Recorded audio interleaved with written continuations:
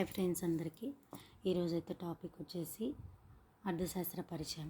ఇది వచ్చేసి BA and inter వాళ్ళకి యూజ్ అవుతుంది ఎకనామిక్ సబ్జెక్ట్ అనేది. సో వీళ్ళకే ఉంటుంది ఇది కూడా. అసలు ఎకనామిక్స్ ఎలా వచ్చింది? కొంతమంది ఏంటంటే ఎకనామిక్స్ అంటే భయపడతారు కదా. అసలు ఎకనామిక్స్ అనేది భయపడేదే కాదు, చాలా ఈజీ. కానీ ఏంటంటే అసలు అర్థం చేసుకోవాలి ఫస్ట్. అసలు ఎకనామిక్స్ అంటే ఏంటి, అసలు ఏముంటుంది అనేది అర్థం చేసుకుంటే మనకి దాంట్లో టాపిక్స్ అనేవి ఈజీగా అర్థమవుతాయి. సో ఎకనామిక్స్ అంటే ఏంటి అనేది చూద్దాం ఈరోజు.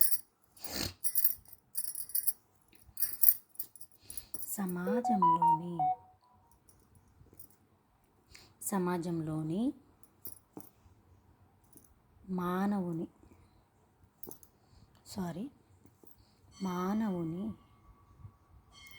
మానవుని ఆర్థిక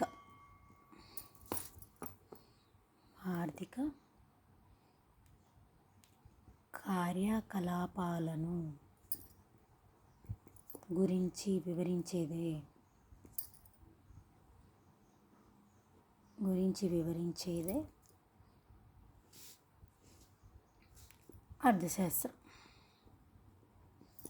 అర్థశాస్త్రం అనొచ్చు, సామాజిక శాస్త్రం అని కూడా అనొచ్చు.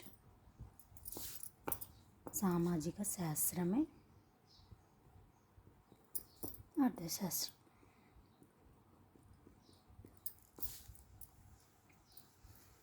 అయితే అసలు ఈ సామాజిక శాస్త్రాల్లో నుంచి అర్థశాస్త్రాన్ని సపరేట్ చేసి, అసలు ఈ సామాజిక శాస్త్రాలు అర్థశాస్త్రాన్ని డివైడ్ చేసి అసలు ఒక శాస్త్రానికి మూలాన్ని ఇచ్చింది ఎవరు అంటే ఆడమ్ స్మిత్ గారు. ఆడమ్ స్మిత్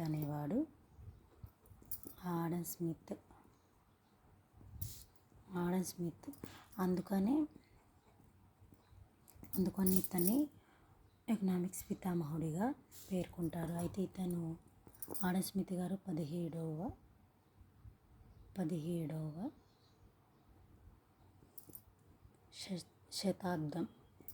శతాబ్దం వారు. అది సామాజిక శాస్త్రాలకి అన్నింటిలోకి వెళ్ళి డివైడ్ చేసి అర్థశాస్త్రం ఉంది.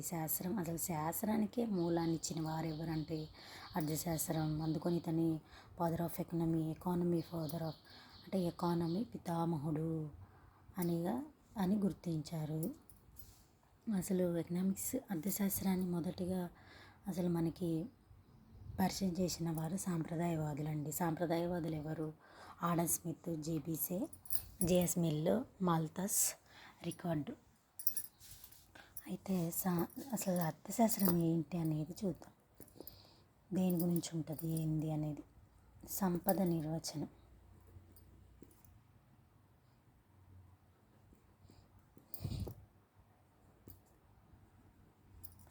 నిర్వచనాన్ని ఎవరిచ్చారు? Adam Smith. అంటే ఈ నిర్వచనంలో ఎకానమీ ఎలా ఉంటుంది అనేది ఆయన తెలియజేస్తారన్నమాట.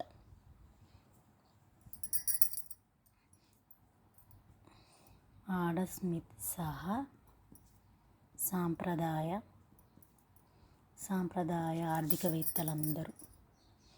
ఆర్థికవేత్తలందరూ అర్థశాస్త్రాన్ని సంపదకు సంబంధించిన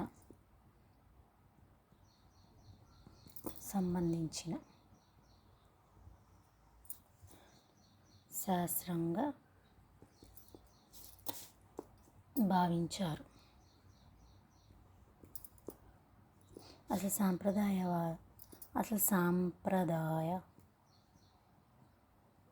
సాంప్రదాయవాదులు ఎవరు? అసలు సాంప్రదాయవాదులు ఎవరు అనేవారు ఇప్పుడు చూద్దాం. సాంప్రదాయవాదులు అనేవాళ్ళు ఎవరంటే అసలు ఎకనామిక్స్ ఉంది. ఈ ఎకనామిక్స్ని అసలు మొదటిగా తెలియజేసిన వారిని సాంప్రదాయవాదులు అంటారు. ఇందులో ముఖ్యులు ఎవరు అనగా 1 ఆడమ్ స్మిత్, 2 జేబీసే, 3 జేఎస్ మిల్. కొంచెం గ్యాప్ ఇచ్చి రాయాలి. తర్వాత మాల్తస్, ఫిఫ్త్ వన్ రికార్డో. వీళ్ళందరినీ కూడా వీళ్ళ పేర్లు ఎక్కడ వచ్చినా కానీ వీళ్ళెవరు అని గుర్తు రావాలి. సాంప్రదాయవాదులు,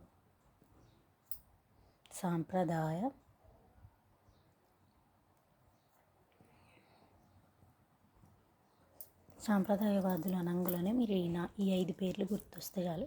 ఇంకా వీళ్ళనే అంటారు, వీళ్ళనే సాంప్రదాయవాదులు అంటారు. ఇంకా వేరే పేర్లు వస్తే వాళ్ళు వేరే, మళ్ళీ వేరే ఉంటుంది, అది క్లాస్ వేరే చెప్తా నేను. సో ఇందులో ఎక్స్ప్లెయిన్ అయితే ఈజీ చేసిన. అసలు ఈ 5 పేర్లు ఎక్కడున్నా వీళ్ళనే ఏమంటారంటే సాంప్రదాయవాదులు.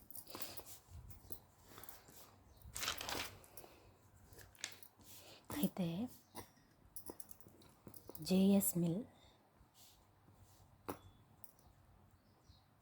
అయితే ముందుగా నిర్వచనం చూద్దాం. ఫస్ట్ నిర్వచనం ఏంటి?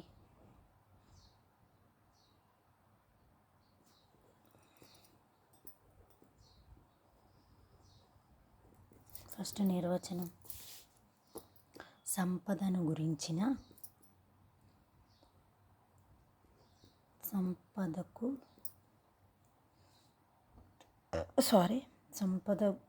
సంపదను గురించిన సూత్రాల అధ్యయనమే అర్థశాస్త్రం అని ఎవరన్నారు? జేబీసే. అంటే సంపదకు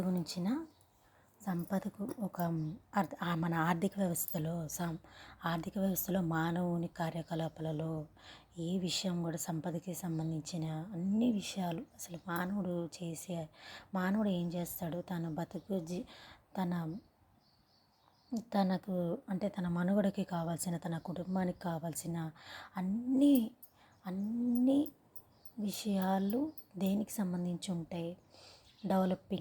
డెవలపింగ్ సంబంధించి ఉంటాయి. సో డెవలపింగ్ అంటే ఏంటి? ఒక పని జరుగుతుంది, ఒక పని చేస్తే దానికి ఎంత వస్తుంది, దానికి ఎంత వేతనం, డబ్బులు ఎంత ఇస్తున్నారు, ఎంత చెల్లిస్తున్నారు. సో తను ఎందుకు జీవిస్తాడు? ఒక కర్తవ్యంతోనే అతను తన ఫ్యామిలీని పోషించి ఆ కర్తవ్యంతోనే తను జీవిస్తాడు. సో ఆ సూత్రాల అధ్యయనమే ఏంటి? అర్థశాస్త్రం అని జేబీసే నిర్వచనం ఇచ్చారు దీనికి. తర్వాత వాకర్ నిర్వచనం ఏమంటున్నారు వాకర్ గారు? సంపదకు సంబంధించిన విషయాలలో సంపదకు సంబంధించిన విషయాలన్నిటినీ, అంటే సంపదకు సంబంధించిన విషయాలతో సంబంధం కలిగించేది అర్థశాస్త్రం అని వాకర్ నిర్వచనం ఇచ్చారు. సంపదను పోగు చేసుకోకపోవటమే మానవుని ఆలోచన మరియు భౌతిక రూపంలో ఉన్నటువంటి వస్తువులనే మనం సంపద అంటాం ఫ్రెండ్స్. ఒక విషయాన్ని మొట్టమొదటిగా చెప్పినటువంటి వారు సాంప్రదాయవాదులు.